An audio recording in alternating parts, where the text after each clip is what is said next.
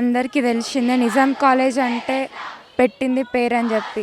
ఇట్లాంటి కాలేజ్‌లో hostel facilities అన్నీ బావుంటాయని చెప్పి పేరెంట్స్ ఎంతో దూరం నుండి పంపిస్తున్నారు.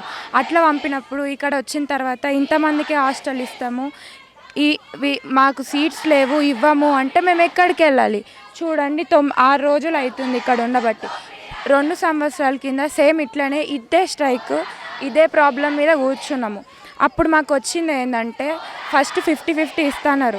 అయినా గానీ మేము ఊరుకోలేము. మాకే 100% కావాలని చెప్పి ఇట్లనే కూర్చుంటే మాకు ఆర్డర్స్ వచ్చినాయి. ఫస్ట్ యూజీ వాళ్ళు ఫిల్ అయిన తర్వాతనే మిగిలిన ఏదన్నా 10% అట్లా సీట్స్ ఉంటే అది ఈ కాలేజ్‌లో చదువుకునే పీజీ వాళ్ళకే ఇవ్వండి అని మెన్షన్ చేసిండ్రు.